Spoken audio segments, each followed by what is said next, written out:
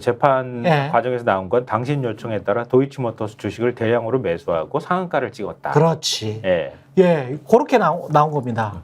그런데 네 가지로 주가 조작을 판단하는데 통정거래나 이상거래가 있었느냐?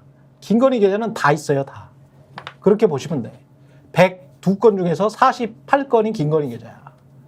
그리고 자기 자산 규모에 비해서 투자를 이상하게 많이 했느냐? 70억 중에서 한 40억 해버렸어요. 김건희 씨는. 한 60%를 몰빵을 한 거야. 그날 거래량의 한 절반 이상을 김건희가 차지할 때도 있었어. 뭐 황당한 거지. 어떻게 보면은 그다음에- 이 손 씨가 예. 뭔가 그 주가 조작에 적극적으로 가담하지 않았다라는 걸 이유로 1심에서는 무죄가 나왔어요. 그렇죠. 예. 그랬다가 2심에서는 검사가 공소장을 변경했습니다. 그렇죠. 소팀에서.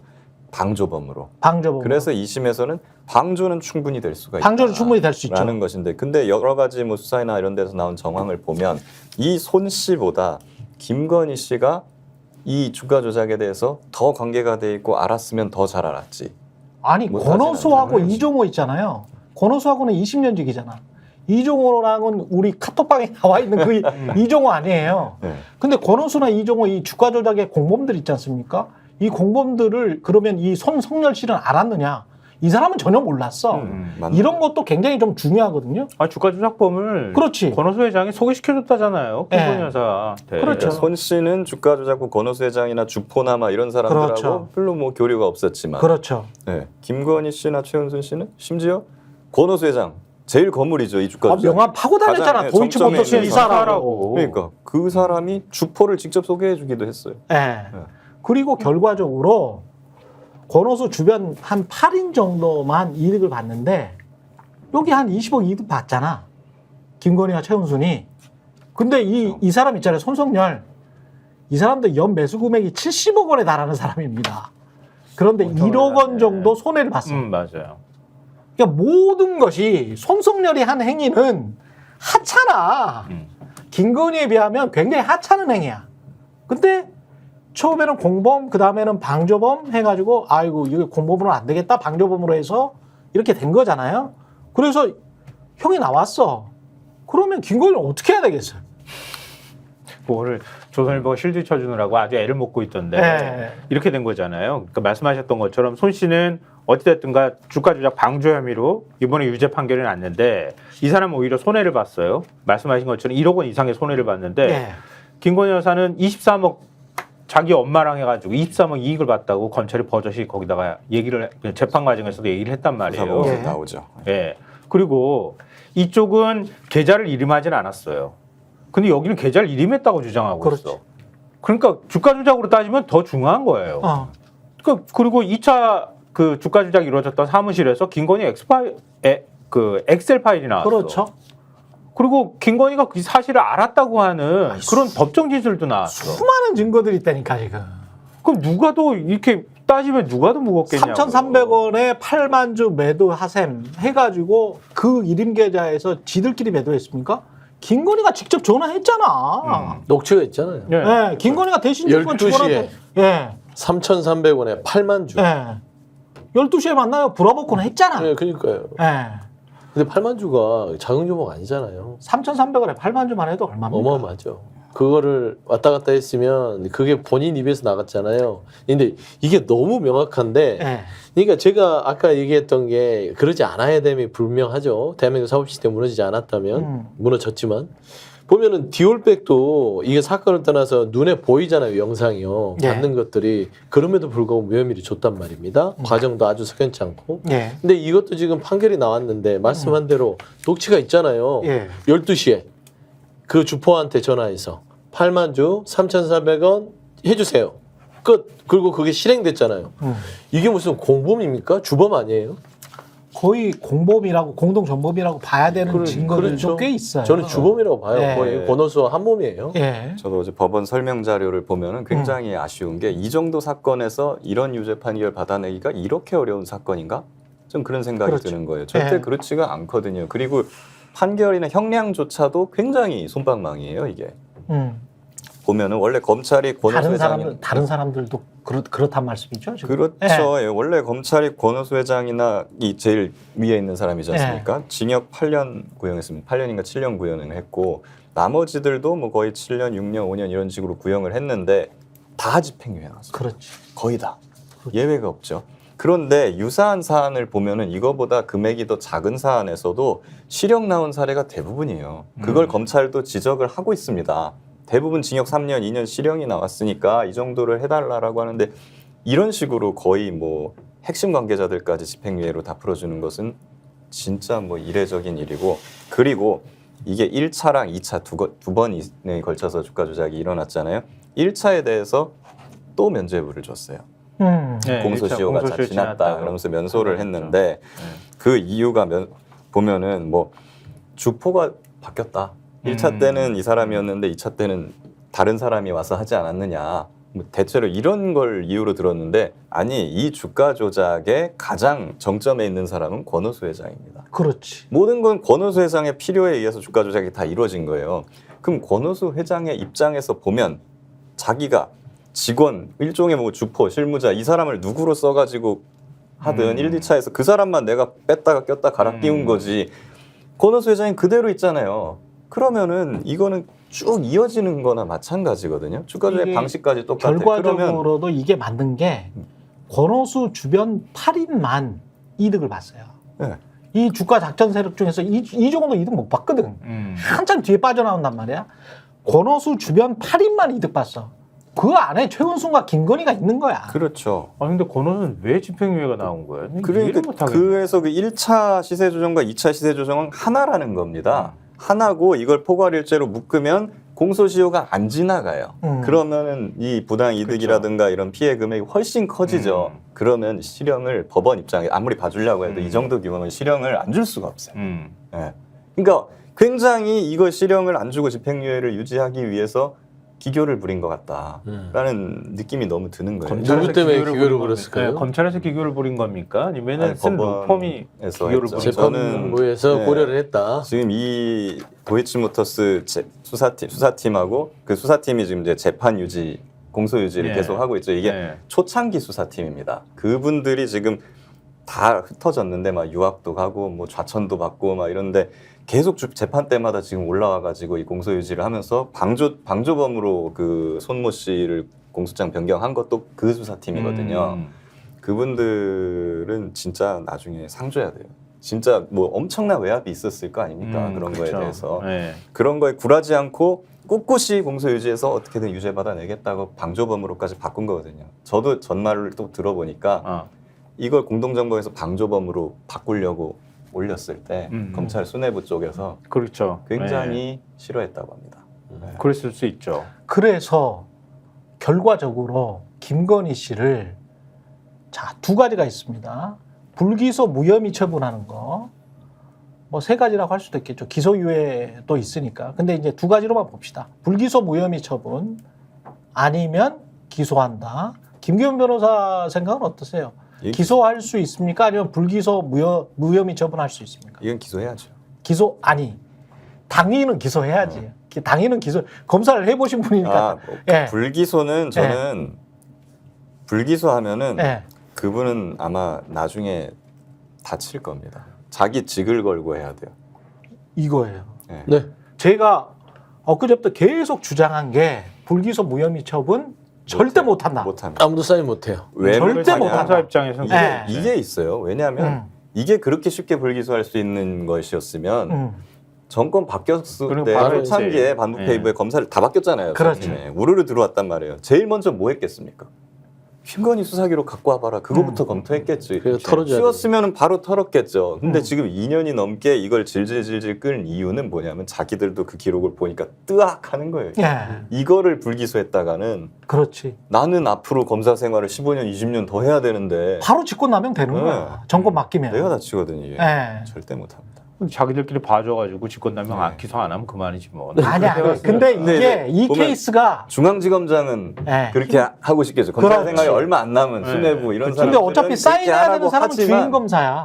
그렇죠. 이거 불기소장 쓰고 사인하고 해야 되는 그 젊은 검사들은 아직 검사 내 인생이 20년은 더 남았단 말이에요. 예. 절대. 어렵게 검사 자리가 였는데. 그러니까 사인 나중에 한번 가면은 이런 식으로 할 거예요. 검사장님이 하십시오.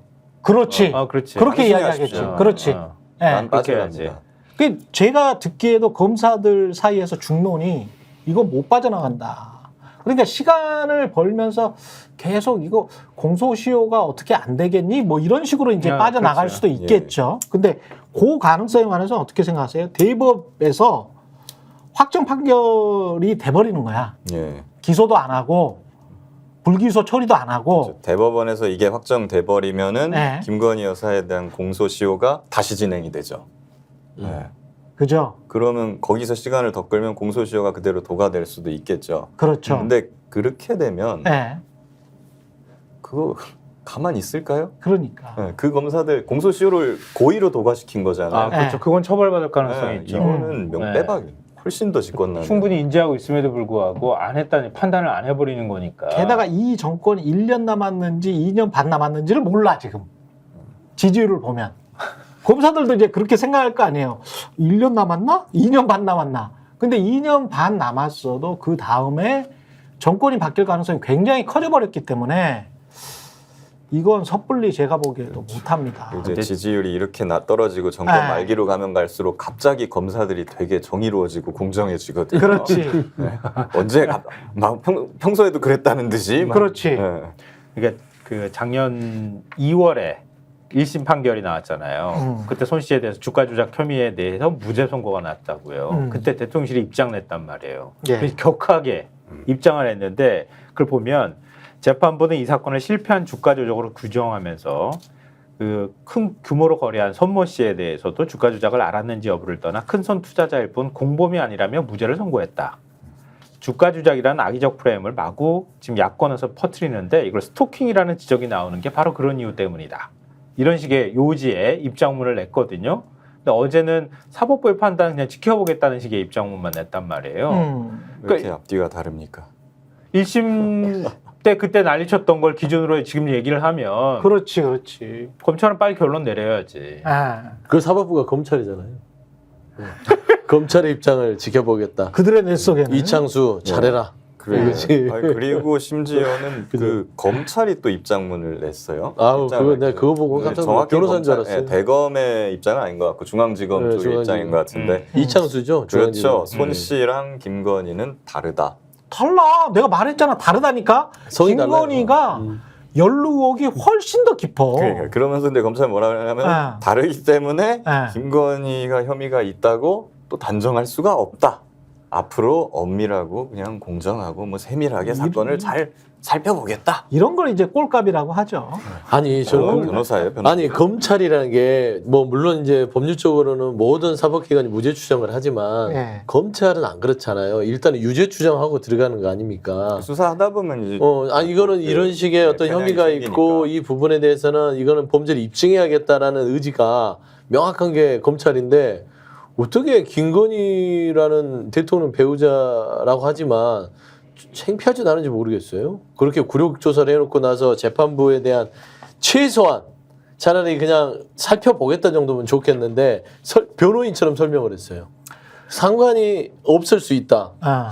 저는 이 검찰이 이제 노골적으로 지금 좀 대놓고 변호를 하는 거 보면 좀 분위기 조짐이 좋지 않아요. 아니 근데 이 집단은 뭐 김건희 씨 사건을 차치하고라도 정권이 바뀌면 분명히 검찰 개혁은 어떤 방식으로든 이루어져야 됩니다. 네, 그건 뭐 기소청을 여러 개를 만들든 하여간 미국식으로 하든 뭐 유럽식으로 하든 간에 예, 한국의 이상한 지금 검찰 제도는 바뀌어져야 돼요. 저도 사실 저는 검사 출신이니까 그렇죠. 좀 검찰 개혁을 굉장히 과도하게 하는 거에 대해서 약간 불안한 입장을 가지고 네네. 있었거든요. 그냥 뭐 완전권 이 수사권을 드러내는 것은 굉장히 네. 위험할 수 있다고는 경찰을 완전히 신뢰할 수 없기 때문에 아, 그런 입장이었는데 이런 걸 볼 때마다 그렇죠. 정말 이 내 입장을 이걸 계속 유지하는 게 맞나라는 음. 자괴감이 계속 들어요. 예. 보면 과거 때도 이 정도 지지율이라든가 이 정도의 그 어떤 검찰 입장에서 망신스러운 일이 발생하면은 검찰 내부망에 누군가는 글을 썼어요. 그렇죠. 뭐 문재인 대통령 시절에는 많이 엄청 썼죠. 많았고 박근혜 대통령 때도 심지어 많지는 않았지만 몇 명 있었어요. 있었거든요. 네, 있었어요. 박근혜 수사에서 구속시켜야 된다고 주장한 검사도 있었고요. 근데 지금 검사 제가- 대통령이 왜, 돼서 그런 왜 건가? 이런 거예요, 대체? 검사 대통령, 그러니까 검찰총장. 그러니까 나는 그러니까 이런 사태의 발단은 윤석열 대통령이 검찰총장에서 바로 정치권으로 직행할 때 검사들이 그때 의견을 냈었어야지 맞다. 그렇지. 검찰의 중립성을 이거 흔드는 일이다. 그렇지. 그때 반발하면서 뭔가 누군가가 글을 좀 올려주고 네. 평검사라면 그 당시엔 권력 잡은 상황도 아니었기 때문에 그런 검사를 기대했는데 제가 얼핏 기억하기로는 한 사람인가 아마 부장검사가 누군가가 뭘 올렸던 것 같긴 한데 올리긴 했습니다. 전혀 이 다른 검사들이 거기 동조하거나 이런 움직임이 없었어요. 왜 그랬냐는 거예요. 왜? 일반 검사들이 이럴 때만 굉장히 저는 또 어떻게 보면 야비하다고 생각이 되는 게 유체 이탈이 너무 심해요. 네, 자기가 싫어하는 그러니까 막 문재인 정부라든가 뭐 이런 데 있어서는 뭔가 자기가 검사인데 나는 한 명의 검사인데 내가 검찰 전체인 것처럼 막 달려들고 공격을 해. 근데 이런 식으로 도이치 주가 조작 이런 사건이 나면은 그러면 분명히 검사들이 뭔가 잘못하고 있는 건 맞거든. 근데 나는 아니야. 네. 나는 그 검사가 아니야. 네. 난 잘못 안 했어. 그건 그거 걔가 한 거지. 이런 식으로 갑자기 손절을 하면서 그냥 아무 일 없었던 것처럼 룰루랄라 한단 말입니다. 이게 맞지 않고 제가 이제 현직 검사로 있을 때 그 검수완박에 반대한다 그래가지고 평검사 회의가 열렸던 적이 예, 있어요. 네. 그랬죠. 네. 저도 이제 참관을 했었거든요. 예. 중앙지검에서.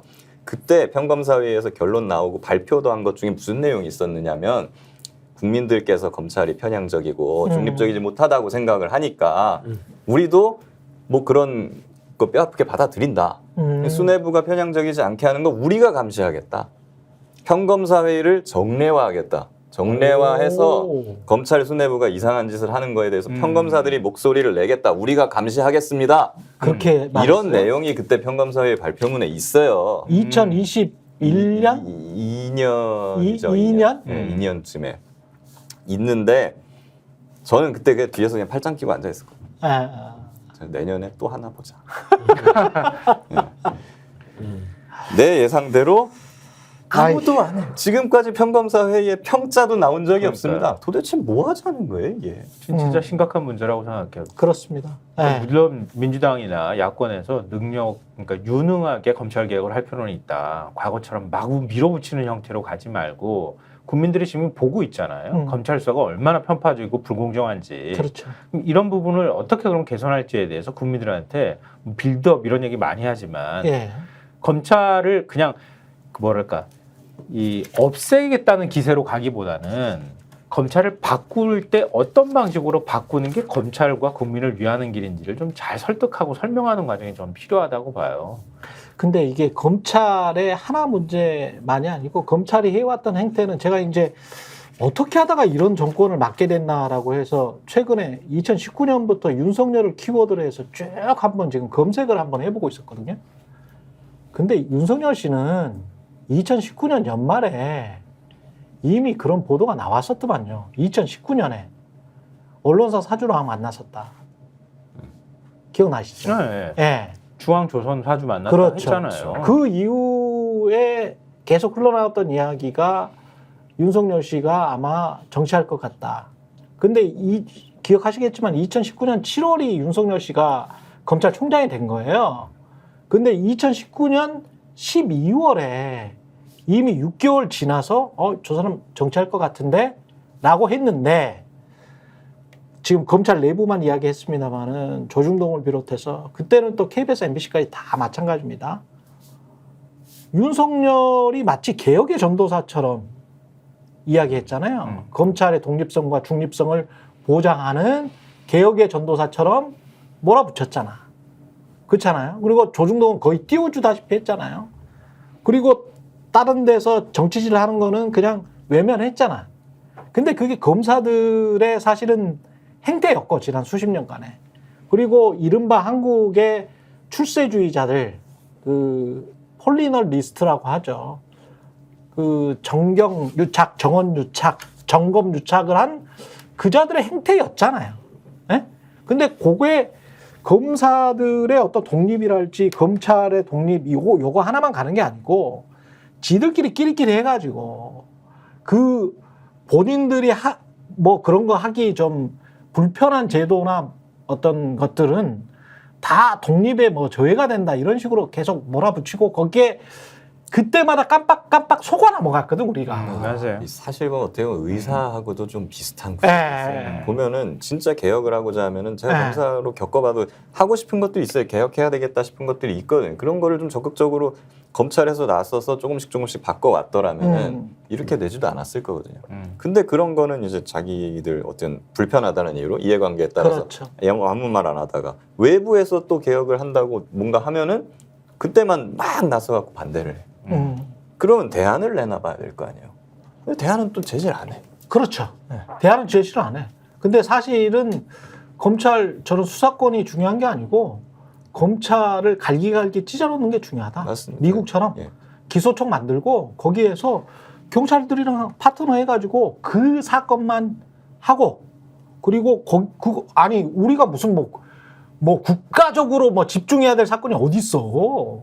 검찰은 자기 책무만 하면 되는 거야. 그런 게 있으면 그거는 특검으로 하는 게 그렇지. 예, 그렇지. 특검이 맞고. 그리고 검찰 내부에서도 네. 보면은 수사권이나 이런 직접 수사권들, 그렇죠. 특히나 이런 뭐 반부패 수사 이런 거를 분리시켜야 되겠다라는 기류가 있어요 분명히. 검사들끼리 내부에서 얘기하다 술 마시다 보면 그런 얘기 하는 분들이 꽤 있거든요. 아니 자기 책무만 성실하게 할 수 있도록 해주면 돼. 네. 근데 이게 얘기를 기자들도 안 해. 마찬가지예요, 사실은. 근데 네. 수뇌부나 이런 사람들이 될수록 자기가 막 검사장 되고 총장 되고 그렇죠. 이럴수록 거기에 호응을 하기 싫은 거예요. 왜냐하면 이게 나의 제일 큰 칼이고 무기니까. 아니 그리고 그렇죠. 본인이 거느려야 되니까 그 많은 인원을 거느리고 나중에 와서 정관이 되고 난 다음에 국회의원 되고 뭐 이럴 때 전화할 사람 많으면 많을수록 좋잖아요. 네? 맞습니다. 그러니까 그들의 권력만 키워주는 거야. 네. 그러니까 그런 측면에서 우리도 왜냐하면 이 정권이 오래 못 갈 것 같아. 그래서 개혁의 대안들을 하나하나씩 좀 이야기를 해보는 것도 좋은 것 같아요. 뭐 얼마 갈지 모르겠지만 확실한 준비는 좀 필요하다 이런 생각하고요. 그렇죠. 예. 예. 뭐 지금 만약에 윤 대통령이 집권한 시기에는 결국 이제 선상 반란, 국민의힘 내부에서 반란이 일어나지 않으면은 대통령 계속 거부권 행사할 거란 말이에요. 검찰 개혁안이 올라가도 거부권 계속 끊임없이 행사하는 방식으로 그렇지. 또 그리고 그게 마치 검찰을 위하는 길인 양 그렇게 할 거란 말이에요. 근데 그럴 때 사실 우리가 기대하는 거는 검찰 내부에서 이렇게 하면 안 된다 이런 목소리가 나와주면 그럼 대통령이 거부권 행사하기 굉장히 어려울 거란 말이에요. 근데 그걸 기대하기는 현재로서는 좀 어려운 상황이니까 이런 것들이 계속 뭐 이른바 이제 김건희 수사나 뭐 관련된 도이치 수사도 역시 마찬가지고 그리고 이재명 대표에 관한 수사도 역시 마찬가지지만 그런 것들을 차곡차곡 쌓아놓을 필요가 있다. 나중에 와서 국민들이 도저히 이런 검찰 그대로 둬서는 안 된다고 하는 여론들이 높아지면 그때 가서 청사진을 쫙 제시를 하는 게 필요하다. 그렇죠. 예. 네. 그런 준비 작업을 정말 확실하게 해둘 필요가 있다고 이미 봐요. 여론은 비등해 있습니다. 이 난리인데 추석 연휴 끝나고 추석 연휴 때는 또 쉬겠죠. 이분들 윤석열 대통령 부부는 해외 순방을 떠난다고 합니다. 19일부터 22일까지 체코 순방 원전 동맹을 구축하겠다. 훌륭합니다. 네, 훌륭하죠. 네. 아니, 근데 뭐 그것도 제대로 되려나 모르겠어요. 지금 다급하니까 체코로 갔다 이렇게 보는 게 맞지 않나요? 제가 볼 땐 그럴 것 같거든요. 그렇죠. 왜냐하면 원전 네. 수출했다고 이 윤 정부의 최대 치적이라고 막 얼마나 홍보했어요. 막 길거리에 딱 현수막에다가 막 국민의힘 의원들이 자랑을 막 해놨단 말이에요. 그렇죠. 그럴 정도로 홍보를 했는데 네. 실제 내용이 다르잖아요.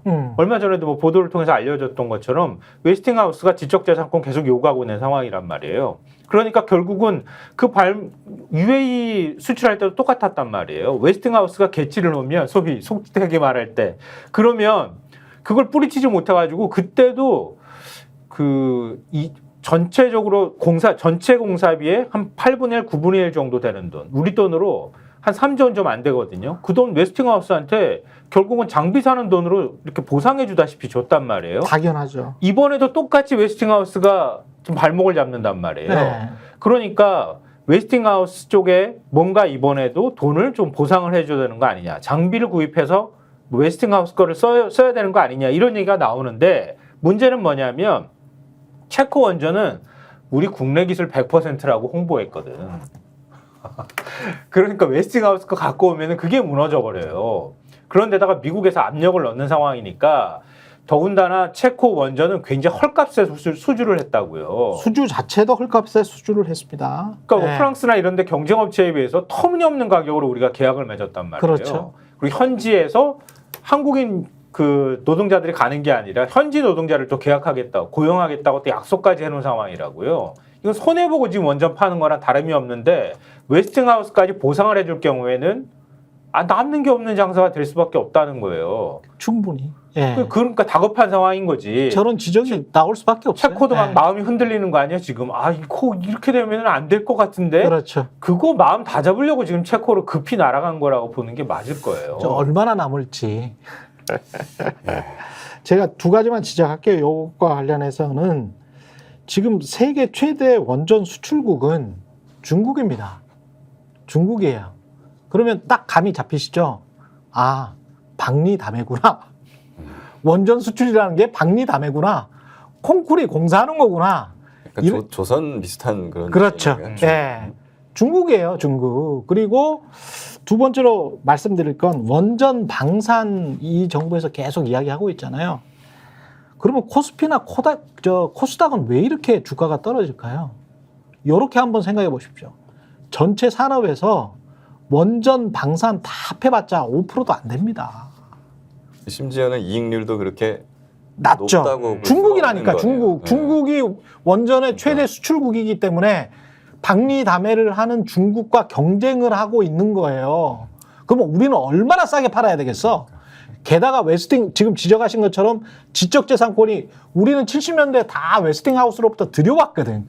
그러니까 걔들한테 있어. 웨스팅하우스는 사실상 뭐 거의 그 사문화된 회사거든요. 사모펀드에 팔려가지고 지적재산권밖에 없는 회사야. 어떻게 보면. 열받지만 걔들한테 지적재산권 다 있어. 그리고 걔들한테 받아봤어. 그리고 우리는 각종 그 협약이나 협정 때문에 우라늄 농축도 못하는 나라야. 기본적으로 핵무기와 관련돼 있기 때문에. 그럼 뭐 하겠습니까? 거기서 콩쿠리 공사한다는 거예요. 원전이 무슨 어마어마하게 무슨 첨단 기술을 가지고 뭐 하는 게 아니고 콘크리트 공사를 하는 겁니다. 거기에서. 네, 그런 걸 떠나서 예. 진짜 창피해서 못 살겠어요. 창피해서. 세계 어느 나라 지금 뭐 아유. 친환경 얘기 나오고 탈탄소 얘기 나오는데 다른 나라 뭐 유럽에 원전 많이 짓는다 이렇게 얘기하지만 그 속도 조절은 물론 있을 수 있겠으나 그렇죠. 원전은 고준위 방사성 폐기장을 짓는 조건으로 녹색 산업으로 인정하고 있는 거예요. 그거 안 되면 안 되는 거예요. 그렇죠. 거기에 대출이 불가능하게 돼 있단 말이에요. 근데 전 세계 어느 나라 국가 대통령이 원전하고 무기 수출한다고 이렇게 대놓고 다니면서 이렇게 떠들면서 자랑하는 나라가 있냐고요. 그러니까. 지금 전 세계가 지금 전쟁 때문에 시름을 앓고 있는 상황이에요. 이것도 우리 어떻게 무기 보면 팔고 있다고 막 다른 사람 막 죽일 수 있는 무기 판다고 이렇게 대놓고 자랑하는 나라가 어디냐고. 어떻게 보면은 이익률이 뭐 그렇게 높은 것도 아니고 예. 사실 뭐 세계적으로는 인권 문제나 이런 것들 환경 문제 때문에 지탄을 받는 거고 그런데도 이렇게 한다는 것은 국내용 언론 플레이 일종의 뭐 이것도 포퓰리즘 아닙니까? 그렇죠. 예. 한 사람 더 있네요. 생각해 보니까 트럼프가 있네. 있지. 트럼프가 그랬네. 예. 근데 우리나라 국민들은 정말 미국인들하고 정말 다른 게 아까 대통령 평가도 그렇게 나왔지만 해리스를 그렇게 지지하대. 70 몇 프로가 아까 한국갤럽 그 조사 보면 70 몇 프로가 해리스 지지야. 트럼프는 19%인가 밖에 안 돼. 그러니까 트럼프와 윤석열을 그냥 등가로 보고 있는 거야, 지금. 어떻게 보면 네. 우리는 한번 트럼프를 겪어봤잖아요. 겪었는데 왜 윤석열 대통령을 뽑았냐고요. 갑자기 화가 나네. 0.73. 아니 물론 트럼프는 남의 나라 대통령이니까 한국한테만 잘해준다고 하면은 뭐 좋을 수도 있겠지만 네. 뭐 보면 와가지고선 또 뭐 미군 뺀다, 뭐 분담금 더 내라 막 이럴 건 분명하고. 그렇죠. 예. 그리고 뭐 심지어는 트럼프가 그나마 뭐 한국에 대해서 좀 좋게 해준다는 게 뭐 전 정부에서는 김정은이랑 뭐 친하면서 이렇게 약간 화해 무드 좀 해주고 막 이런 느낌이었는데 지금 대통령은 뭐 북한이랑 맨날 싸움만 하고 있는데 그런 거 하나도 도움 안 될 것이고. 근데 뭘 하고 있는 지금 건지 체코 문제는 모르겠어. 간단히 네. 얘기하면 지금 다 얘기하셨잖아요. 네. 우리가 좋을 게 없고 거의 헐값으로 들어갔고 따지고 보면 체코한테 이득이 될 수 있는 이런 세이지 외교다. 그리고 24조잖아요. 저기 계약 금액이 예. 24조가 체코 전체 국가 예산의 17%입니다. 그 돈을 예. 그러니까 체코가 자금 조달 능력이 있는지에 대해서 지금 진단이 안 돼요. 우리가 산업은행이 차관을- 더 아니, 해주겠지. 아니, 그러니까 사과는 결국에는 주겠지. 우리가 돈을 주면서 하면서 그렇지. 마치 마치 국민들은 뭐냐면 네. 우리가 돈 버는 뭔가 계약을 했다 원전으로 아니야. 이거 눈속임이거든요. 네. 그리고 지금 제가 여러 차례 봐왔지만 이런 원전 계약을 하는 부분은 대통령이 가는 것은 이례적이에요. 대통령이 가는 거예요. 대부분 이거는 뭐 저기 산업부 장관이나 예. 총리가 가서 계약하면 되는 거예요. 이 정도면. 체코가 맥주가 좋아. 그런데 맥주가. 그러니까 자, 제 얘기를 마지막까지 들어봐요. 대통령이 가는 게 의례적인데 대통령 부부가 가는 거는 네. 있을 수 없는 일입니다. 아. 아니 원전 수전하는데 왜 부부가 가요? 그러네. 동반 출장이에요. 이게 우리 예전에 그 누구 그 저기 뭐 헌법재판관인가 대법관인가 누구 안창호 인권위원장 부인 그래 출장할 이거 때, 출장인데 그거 똑같은 부인 거예요. 때문에 뭐냐면 거지. 체코 원전 계약하는 거는 대통령이 하는 것도 이례적인데 장관이나 총리가 가면 되는데 그렇지. 이걸 부부가 가요. 체코에 뭐가 있는지 아세요? 예. 저 이제 뉴스를 한번 볼 건데 네. 프라하가 있습니다. 프라하의 명품이 맞나? 프라하가 네. 정말 가고 싶은 장소지요. 아름답지요. 아름답고 그 명품이 맞나? 명품이 있을 수도 있으니까 동유럽이 조금 좀 쌀 수 있어. 저는 예측건데 제가 참 이렇게 비이성적으로 논평을 할 줄 몰랐는데 너무나 비정상적인 아니. 국가 운영이라서 아니 합리적인 맥주는 좋아. 맥주는 좋은데 네. 봐봐요. 그러니까 부부가 가는 게 아름다운 너무 동네고 이례적인 거야. 네. 맥주도 있어요. 그렇지. 두 개가 다 있네. 예. 그러니까 딱 그래서 명품도 싸게 팔 수 있어. 그럴 수도 동유럽이니까. 그리고 독일보다는 쌀 거 아니야? 명품을 본인 아니, 돈으로 살지는 모르겠고. 그러니까 저는 체코를 왜 대통령이 가는 것도 이례적인데 부부가 가지 생각이 드는 거예요. 아. 이례적이잖아요. 그러네. 좋은 지적이네. 부부가 가는 거야. 부부가 왜 가지? 주식도 그냥 냅 둡시다. 갔다 오고 난 다음에 10%대 지지율을 아마 보시게 될 겁니다. 그리고 뭐 주식 시장도 네? 한번 잘 봐야겠습니다. 옛날에 네. 막 삼부토건 올라가고 뭐. 그렇죠. 맞아요. 그렇잖아요. 사부토고 그러네요. 네. 이번에 체코는 또 어떤 건설 회사가 들어가는지 뭐. 근데 그러죠. 하기 원전 힘들어요. 시멘트 원전은 만으로 기본적으로 들어가겠지. 한수원이고 그 밑에 이제 진짜로 잘 짓는 애들은 현대건설 같은 큰 회사들이라서 그거 가지고 주가 조작하기는 힘들어요. 예. 근데 뭐 이제 또 거기에도 상상을 또 초월하네. 기상천외한 또 어떤 네. 개입이 있을 수 있다. 아 또 뭐 2차 관저공사 하는 거 보세요. 아니 관조공사는 이거는 아니, 보니까 저는 살다 저도 저 건설 국토위랑 뭐 이런 것들을 뭐 어떻게 많이 했다는 해봤지만 거야. 저는 이런 아니, 시럽지도 않은 업체를 데려다가 그것도 그거지만 체코도 현대건설이 이렇게 다 짓지만 그 앞에 뭐 경비실, 하도 숙소 뭐 이런 거는 숙소는 20일 거기서 20일 그램에서 20일에서 짓나? 30일이 갈 수도 있어요. 아니 근데 제일 골 때렸던 거는 준공 검사 서류를 조작을 했네. 준공 검사를 그게 안 받고 아니 중공 검사를 받아야 되잖아요. 네. 특히 이제 관공서 건물을 짓는 거잖아요. 네. 그러면은 가가지고 제대로 졌나 검사 받아야 될 거 아니에요. 그렇죠. 그래서 승인을 받아야지. 그리고 승인 받고 난 다음에 공사 잘했네. 그러면은 돈을 주는 거잖아요. 근데 거꾸로 됐다는 거야. 다 해놓고 21g한테 돈을 주기 위해서 준공검사서를 조작했다는 거 아니야. 그러니까 계약서 쓰기도 전에 21g을 먼저 선정을 했더만요. 그냥 수의계약으로 선정한 거예요. 수의로. 네. 그리고 대통령 21g은 되자마자. 본인들이 다 못하니까 이제 하청업체 주고 뭐 이런 식이었던 거지. 그러니까 이 사건에서 제일 중요한 거는 네.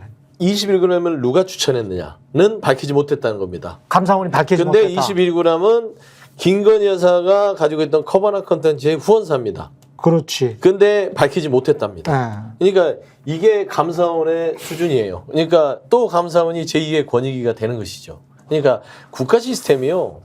대통령 배우자 때문에 완전히 망가지는 겁니다. 이게 있을 수 있는 일이냐. 생각해보면 도이치모터스도 코바나 콘텐츠 후원사야. 그렇죠. 네, 엄청나게 후원했던 곳이에요. 이거 지금 21g은 조금 가져간 게 한 3번 정도 후원했죠.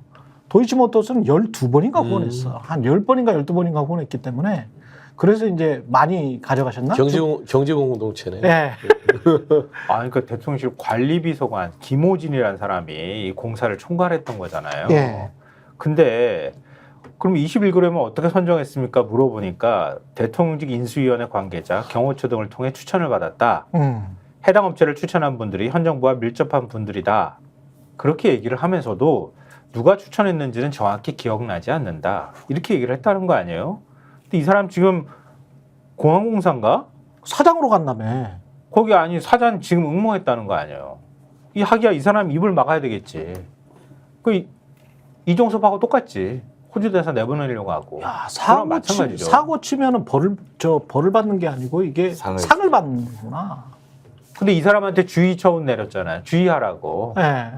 그러니까 이 사람 퇴직한 사람인데 네. 대통령실에서 그럼 퇴직했으니까 이 사람을 뭐 어떻게 할 방법이 없잖아요. 그럼 아무도 책임 안 물었다는 거예요. 감사원이. 그러니까 딱 책임을 못 물을 사람에게 말하자면 그치. 주의 처분을 하는 거예요. 네. 예를 들어서 나머지는 지금 직이 있거나 만약에 찾아서 샅샅이 뒤지면 누군가 인수였다면 고위직에 들어가 있을 거예요. 어디 대통령실에 있을 거예요. 추천한 사람. 중요한 건 추천한 사람이 저는 핵심이라고 봐요. 이거 관리 실무자는 시키는 대로 했을 거 아닙니까? 근데 이 비서관이 말을 못하는 거 보면 그게 김건희 씨일 가능성이 높잖아. 매우 높죠. 네. 합리적으로. 비서관님 또 1급이니까 상당히 높은 사람. 그렇죠. 그렇죠. 1급 비서관이니까. 그 사람한테 뭔가 시키고 말할 수 있는 사람은 몇 명 없겠죠. 그렇지. 아. 근데 이게 합리적으로 생각하면 저기 우라통이 터져서 응급실을 가야 될 것 같아서 아프면 안 될 것 같아요. 저희가 얘기할 때 오셔가지고 라이브로 관전하시기 바랍니다. 반드시 주변 사람들 데리고 오시기 바랍니다. 구독, 좋아요, 알림 설정 해주시기 바랍니다. 좀 살려주십시오, 저 좀.